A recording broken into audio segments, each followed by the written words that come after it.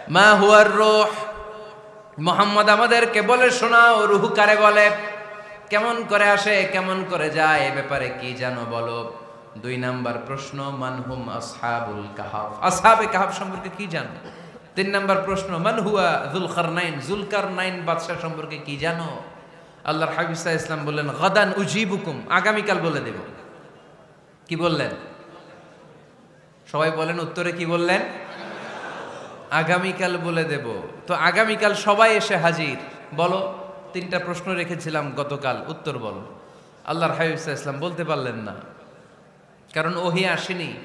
তিনি ছিলেন ওহী নির্ভর, dependent on wahi, dependent on revelation, guided by the ওয়াহি।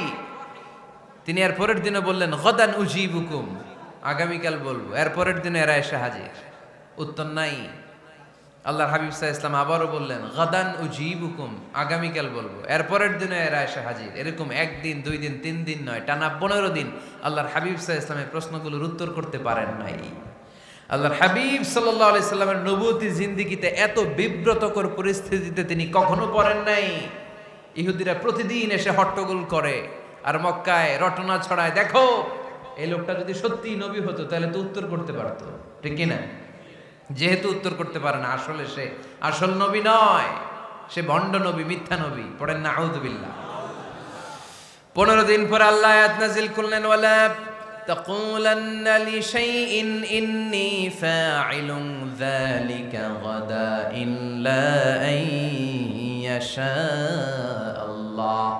ও নবী, ভবিষ্যতের ব্যাপারে সামনে থেকে যখন আপনি ওয়াদা দিবেন, ওয়াদা দেওয়ার সময় ইনশাআল্লাহ শব্দটা মিলিয়ে দিবেন। সুবহানাল্লাহ পড়েন। আল্লাহর হাবিব সাল্লাল্লাহু আলাইহি সাল্লামকে শিখানোর মধ্য দিয়ে গোটা উম্মাহকে আল্লাহ শিখাই দিলেন যে ভবিষ্যতের কমিটমেন্ট যখন দিব, প্রমিস যখন দিব, প্রমিস দেওয়ার সময় কি বলবো? কি বলবো? আল্লাহর হাবিব সাল্লাল্লাহু আলাইহি সাল্লাম ইনশাআল্লাহ বলতে ভুলে গিয়েছিলেন। এজন্য 15 দিন, টানা 15 দিন ওহী আসে নাই। আল্লাহর হাবিব সাল্লাল্লাহু আলাইহি সাল্লাম একবার মসজিদে নববীতে ঢুকলেন, ঢুকেই দেখলেন সাহাবারা কথা বলছে। এক সাহাবী বললেন, আমার কাছে তো সবচেয়ে অবাক লাগে যে আল্লাহ তাআলা সর্বপ্রথম যে মানুষকে বানালেন ওনার নাম কি? সবাই পড়েন। তুমি মাটির আদমকে প্রথম সৃষ্টি করিয়া ঘোষণা করিয়া দিলে শ্রেষ্ঠ বলিয়া, তাই তো নূরের ফেরেশতা করে আদমকে সেজদা, ঠিক কিনা? তাই তো নূরের ফেরেশতা করে হে আদমকে সেজদা, সবার চেয়ে সম্মান দিলে মাটির আদমকে। আল্লাহু আল্লাহু তুমি জাল্লে জালালুহু, শেষ করা তো যায় না গে তোমার গুণগান। আল্লাহু আল্লাহু, সুবহানাল্লাহ পড়েন। এই সাহাবী বললেন যে আমার কাছে সবচেয়ে অবাক লাগে যে আল্লাহ তাআলা প্রথম মানুষ হিসেবে আদম আলাইহিস সালামকে বানালেন আর ওনাকে উপাধি দিলেন সফিউল্লাহ। আদম আলাইহিস সালামের উপাধি? উত্তর দিতে হবে আওয়াজ করে। আদম আলাইহিস সালামের উপাধি কি ছিল? আল্লাহর হাবিব সাল্লাল্লাহু আলাইহি ওয়াসাল্লাম দূরে দাঁড়িয়ে শুনছেন সাহাবাদের কনভারসেশন। আরেক সাহাবা বললেন, আরে আমার কাছে তো এর চেয়েও বেশি অবাক লাগে যে তিনি মূসা আলাইহিস সালামকে বানিয়েছেন নাজিউল্লাহ। নাজিউল্লাহ, যে আল্লাহর সাথে না যা ইউনাজি, মুনাজাত করে, গোপনে কথা বলে, কালিমুল্লাহ। এইটা অবাক লাগে যে আল্লাহ তাআলা কোনো মিডিয়া ছাড়া, ভায়া ছাড়া, মাধ্যম ছাড়া পৃথিবীর একটা মানুষের সাথে সরাসরি কথা বলবেন। আমার কাছে তো ওনার মর্যাদাটা সবচেয়ে বড় মর্যাদা মনে হয়, উনি নাজিউল্লাহ। আরেক সাহাবা বললেন, আমার কাছে তো এর চেয়েও বেশি অবাক লাগে সাইয়েদনা ইব্রাহিম আলাইহিস সালামের ব্যাপারটা, কারণ ওনাকে আল্লাহ তাআলা বানিয়েছেন খলিলুল্লাহ। তাহলে একজনকে পাওয়া গেল সফিউল্লাহ, আরেক নবীকে পাওয়া গেল কালিমুল্লাহ বা নাজিউল্লাহ, আরেক নবীকে পাওয়া গেল খলিলুল্লাহ। এই কনভারসেশন যখন আল্লাহর হাবিব সাল্লাল্লাহু আলাইহি ওয়াসাল্লাম শুনলেন, আল্লাহর হাবিব সাল্লাল্লাহু আলাইহি ওয়াসাল্লাম মসজিদে নববীতে প্রবেশ করে সাহাবাদেরকে বললেন, তোমরা যা বলেছো আমি সব শুনেছি, তোমরা যা বলেছো সব সত্যই বলেছো, ঠিকই বলেছো। আল্লাহ তাআলা একজনকে বানিয়েছেন সফিউল্লাহ, একজনকে বানিয়েছেন খলিলুল্লাহ, একজনকে বানিয়েছেন কালিমুল্লাহ। তবে জেনে রেখো আমি হচ্ছি হাবিবুল্লাহ, আমি Habibullah. The higher status, the highest peak of the status, সবচেয়ে উঁচু স্ট্যাটাস হচ্ছে আমার।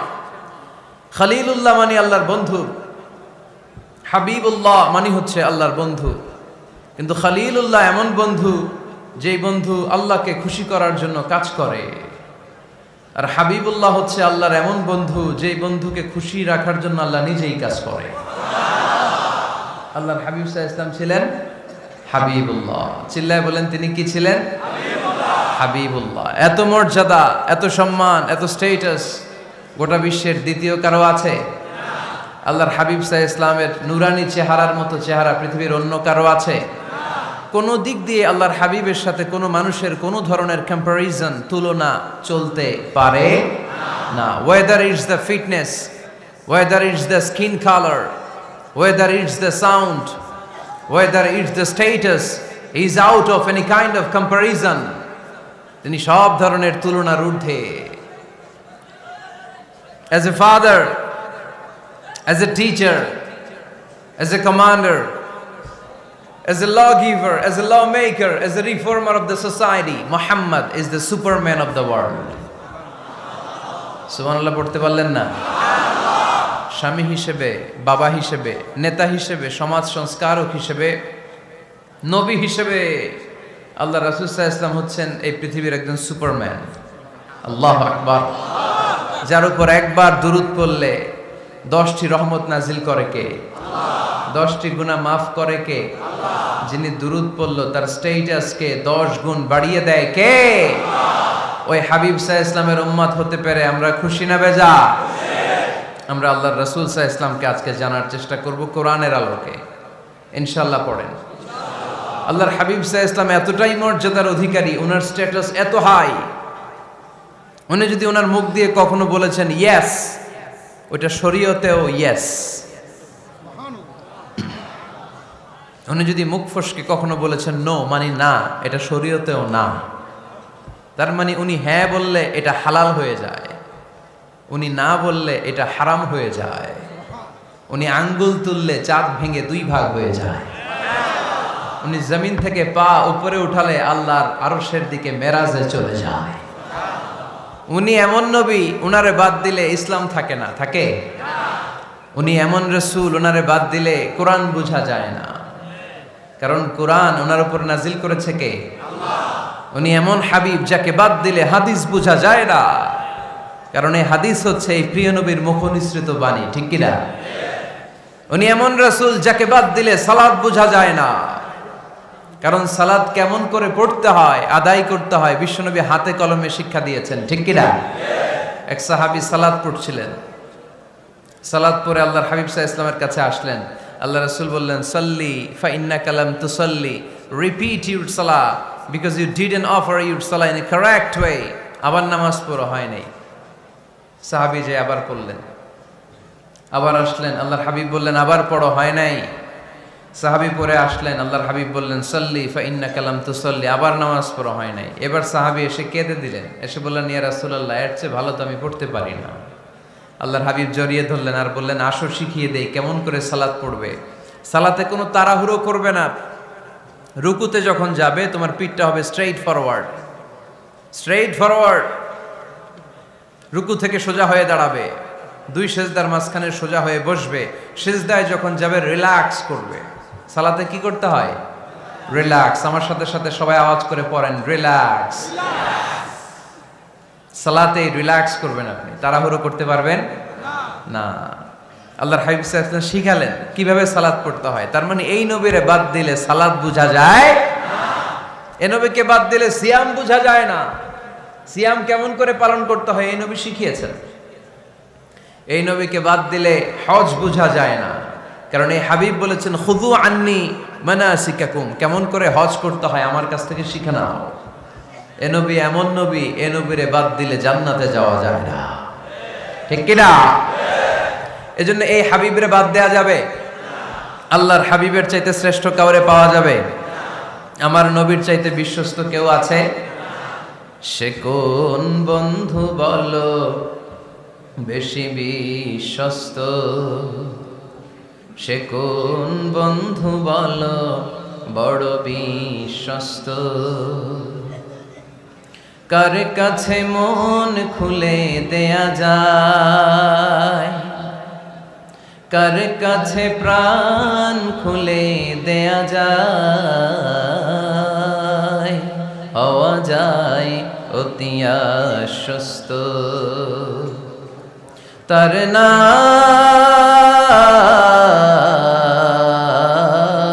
আহমদ বড় বিশ্বস্ত। সুবহানাল্লাহ। ওনার চাইতে বিশ্বস্ত গোটা দুনিয়ায় দ্বিতীয় কাউকে খুঁজে পাওয়া যাবে। এজন্য উনি যা নিয়ে এসেছেন ওইটাই আমাদেরকে ধরতে হবে, because he is our model. তিনি আমাদের সেলিব্রিটি, তিনি আমাদের মডেল। তিনি যেমন যেমন করেছেন তেমন তেমন করলে লাভ না লস? আওয়াজ করে বলতে হবে, লাভ না লস? এজন্য আল্লাহর হাবিব সাল্লাল্লাহু আলাইহি ওয়াসাল্লামের আদর্শই আমাদের আদর্শ, ঠিক কি না? ওমা আতাকুমুর রাসূলু ফাখুযুহু ওমা নাহাকুম আনহু ফান্তাহু। Whatever he brings with, take it. Whatever he forbids, abstain from it. তিনি যা নিয়ে এসেছেন ধরো, তিনি যা নিষেধ করেছেন ছাড়ো। পারা যাবে? আমি প্রশ্ন করি, উত্তর দেন। তিনি যা নিয়ে এসেছেন ধরো। আওয়াজ করে বলবেন, তিনি যা নিয়ে এসেছেন ধরো, তিনি যা নিষেধ করেছেন ছাড়ো। এতেই কল্যাণ, দুনিয়াতেও কল্যাণ, আখিরাতেও কল্যাণ, ঠিক কি না? যা নিয়ে এসেছেন এতে বারাকাত, যা নিয়ে এসেছেন এতে কল্যাণ, যা নিয়ে এসেছেন এতে রাহমা। যেটাই নিষেধ করেছেন ওটার মধ্যে গজব, ঠিক কি না? যেটাই নিষেধ করেছেন ওটার মধ্যে ক্ষতি, যা তিনি বারণ করেছেন ওইটাতে লস। আমরা লসের খাতায় নাম তুলতে চাই না।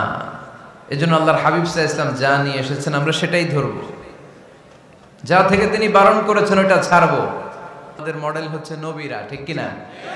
নায়ক নায়িকা, গায়ক গায়িকা, ক্রিকেটার, বিজনেস ম্যাগনেট, এরা আমাদের মডেল নয়। আমাদের মডেল হচ্ছে বিশ্বনবী মুহাম্মদ সাল্লাল্লাহু আলাইহি ওয়াসাল্লাম। ইউরোপে বর্তমানে এই নামটা সবচেয়ে বেশি জনপ্রিয়, MUHAMMAD। সুবহানাল্লাহ পড়বেন না? সবচেয়ে জনপ্রিয় নাম কি? মুহাম্মদ। কারণ ইউরোপের ইয়াং সোসাইটির, মুসলিম ইয়াং সোসাইটির ছেলেরা এমনভাবে তারা দাওয়াতি কাজ করতে শুরু করেছে, বিষ্ণু ঈসা ইসলামের নামটা গোটা ইউরোপ জুড়ে ছড়িয়ে পড়েছে। কিছু ছেলে ক্লিনলিনেস অ্যাওয়ারনেস ক্যাম্পেইন করেছে, পরিচ্ছন্নতা অভিযান। যেখানেই ময়লা ক্লিন করে, কিন্তু কোনো কথা বলে না। প্রত্যেক একটা টি শার্ট গায়ে দেয়, একটা গেঞ্জি পরে, ওই টি শার্টের পেছনে লেখা থাকে MUHAMMAD, মানে কি? মুহাম্মদ। যারাই তাদের কার্যক্রম দেখে তারা দেখে তাদের গেঞ্জির পিছনে লেখা MUHAMMAD। কি চমৎকার আইডিয়া! ইউরোপিয়ান লোকদের মাথায় চিন্তা, কারা এরা, এত ভদ্র কেন, কেন এত পরিচ্ছন্নতার অভিযান করে, আর তাদের গেঞ্জির পিছনেই এই শব্দটা লেখা কেন, MUHAMMAD। Who is this personality? We don't know anything about him. আমরা তো কিছু জানি না ওনার ব্যাপারে। Then they search in Google. তারা গুগল করে, ইন্টারনেটে সার্চ দেয় মুহাম্মদ লিখে, ইন্টারনেট তাদেরকে মুহাম্মদ সাল্লাল্লাহু আলাইহি ওয়াসাল্লামের জীবনী দিয়ে দেয়। তারা মনের অজান্তেই বিশ্বনবীর জীবনী জেনে বিশ্বনবীর আশেক হয়ে যায়, বিশ্বনবীর প্রেমে পাগল হয়ে যায়। যাদের নসিব ভালো, অনেকে কালিমা পড়ে মুসলমান হয়ে যায়। এজন্য বিশ্বনবী সাল্লাল্লাহু আলাইহি ওয়াসাল্লাম তিনি হচ্ছেন আমাদের মডেল, ঠিক কিনা? তিনি যা এনেছেন সেটা আমরা ধরবো, তিনি যা নিষেধ করেছেন সেটা আমরা ছাড়বো। আমরা যদি আল্লাহর ভালোবাসা পেতে চাই, বিশ্বনবী সাল্লাল্লাহু আলাইহি ওয়াসাল্লামের আনুগত্যের দরকার আছে না নাই? এজন্য আল্লাহ বললেন, কুল ইন কুনতুম তুহিব্বুনাল্লাহা ফাত্তাবিউনি ইউহিব্বুকুমুল্লাহ ওয়া ইয়াগফির লাকুম যুনুবাকুম ওয়াল্লাহু গফুরুর রহিম। আল্লাহকে যে পাইতে চায়, হযরতকে ভালোবেসে আরশ কুরসি লৌহ কালম না চাইতে পেয়েছে সে। রসুল নামের রশি ধরে যেতে হবে আল্লাহর ঘরে। নদী তরঙ্গে যে পড়েছে ভাই দরিয়াতে সে আপনি মেশে হযরতের অনুসরণে আরশ কুরসি লৌহ কালম না চাইতে পেয়েছে সে। সুবহানাল্লাহ পড়ে। এজন্য আল্লাহর হাবিব সাল্লাল্লাহু আলাইহি ওয়াসাল্লামের ভালোবাসা আমাদের অন্তরে থাকার দরকার আছে না নাই? আনুগত্যের দরকার আছে না নাই? তাহলে আল্লাহর ভালোবাসা পাওয়া যাবে, ঠিক কি না? আজকে আমরা কোরআনের আলোকে আল্লাহর হাবিব সাল্লাল্লাহু আলাইহি ওয়াসাল্লামকে চিনব। আমরা কোরআন থেকে জানার চেষ্টা করব তিনি কেমন ছিলেন, কেমন ছিলেন আমার প্রিয় রাসূল। কোরআনুল কারীম থেকে যদি আমরা বিষ্ণু ঈসা ইসলামের পরিচয় জানতে চাই, কোরআন সর্বপ্রথম আল্লাহর হাবিবের যে পরিচয়টা আমাদেরকে দিবে, কোরআন বলবে তিনি হচ্ছেন রাসূলুল্লাহ। আমাদের প্রিয় নবীর সবচেয়ে বড় টাইটেলের নাম কি? রাসূলুল্লাহ। সবাই আওয়াজ করে পড়বেন, টাইটেলটার নাম কি? পৃথিবীতে এর চেয়ে বড় টাইটেল আছে?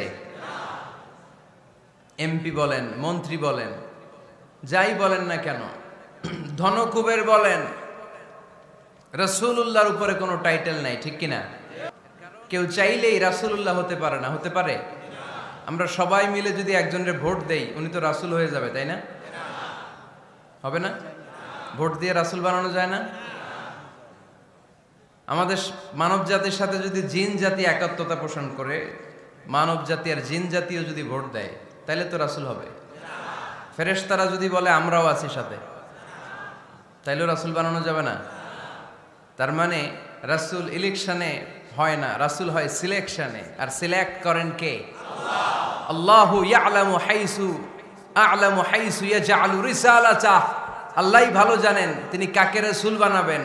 এজন্য চাইলেই রাসূল হওয়া যায় না, ভোট দিয়ে রাসূল বানানো যায় না। রাসূল সিলেক্ট করেন একজন, চিল্লায় বলেন তিনি কে? এজন্য কালামুল্লাহ মাজিদে বিশ্বনবীর সর্বপ্রথম যে পরিচয়টা পাওয়া যায়, কোরআন আমাদের সামনে আমাদের নবীর পরিচয় করিয়ে দিচ্ছেন, মুহাম্মাদুর রাসূলুল্লাহ ওয়াল্লাযীনা মাআহু আশিদ্দাউ আলাল কুফফারি রুহামাউ বাইনাহুম। কোরআন সর্বপ্রথম বিশ্বনবীর পরিচয় আমাদের সামনে তুলে ধরলেন আর বলল, কোরআন আমাদেরকে জানিয়ে দিল আমাদের প্রিয় নবীর প্রথম টাইটেল হলো তিনি হলেন রাসূলুল্লাহ সাল্লাল্লাহু আলাইহি ওয়াসাল্লাম। তাহলে আল্লাহর হাবিব সাল্লাল্লাহু আলাইহি ওয়াসাল্লামের প্রথম পরিচয় রাসূলুল্লাহ। আওয়াজ করে বলেন তো প্রথম পরিচয় কি? রাসূলুল্লাহ। তিনি আল্লাহর বার্তাবাহক, আল্লাহ তাআলার পক্ষ থেকে বাণীবাহকের কাজ তিনি করেন। কিন্তু আমার নবী এতটাই বিনয়ী ছিলেন, এতটাই হাম্বল ছিলেন, আউট অফ হাম্বলনেস তিনি নিজেকে রাসূল বলে পরিচয় করে দেওয়ার আগে তিনি নিজেকে আল্লাহর দাস বা গোলাম বলে পরিচয় দিতেন। পড়েন সুবহানাল্লাহ। বিনয়ের কারণে তিনি বলতেন, ইন্নী আব্দুল্লাহি ওয়া রাসূলুহু, নিশ্চয় আমি আল্লাহর দাস, নিশ্চয় আমি আল্লাহর গোলাম, তারপর আমি আল্লাহর রাসূল। আল্লাহর হাবিব যখন আল্লাহর কাছে দোয়া করতেন, আল্লাহর হাবিব বলতেন, আল্লাহুম্মা ইন্নী আবদুক ওয়া ইবনু আবদিক ওয়া ইবনু আমাতিক নাসিয়াতি বিয়াদিক। আল্লাহর হাবিব বলছেন, আল্লাহ আমি আপনার গোলাম, শুধু আমি আপনার গোলাম নয়, আমি গোলামের ঘরের গোলাম। আল্লাহু আকবার। আমার বাবা আব্দুল্লাহ আপনার গোলাম, আমার দাদা আব্দুল মুত্তালিব আপনার গোলাম, আমার দাদার বাবা তিনিও আপনার গোলাম, আমার মা হলো আপনার বান্দি। সুবহানাল্লাহ পড়েন। তাহলে তিনি রাসূল হওয়ার পরেও তিনি নিজেকে গোলাম বলে পরিচয় দিতেন, দাস বলে পরিচয় দিতেন। আমরাও যখন সালাতে তাশাহুদে পড়ি, আশহাদু আল্লা ইলাহা ইল্লাল্লাহ ওয়া আশহাদু আন্না মুহাম্মাদান আবদুহু ওয়া রাসূলুহু, তিনি আল্লাহর আবদ, তিনি আল্লাহর দাস, তারপরে তিনি আল্লাহর রাসূল। বিনয়ের কারণে আল্লাহর হাবিব সাল্লাল্লাহু আলাইহি ওয়াসাল্লাম পরে রাসূল হিসেবে পরিচয়টা পেশ করতেন। আগে বলতেন আমি আল্লাহর গোলাম, আমি আল্লাহর। তিনি দোয়া করতেন, আল্লাহ আমি আপনার গোলাম, গোলামের ঘরের গোলাম, বান্দির ঘরের গোলাম। আল্লাহ আমার মাথার চুলের ঝুঁটি আপনার হাতের মুঠোয়, আপনি যেদিকে টান দিবেন আমি ওদিকে যেতে বাধ্য। আপনি ডানে টানলে আমি ডানে যাই, আপনি বায়ে টানলে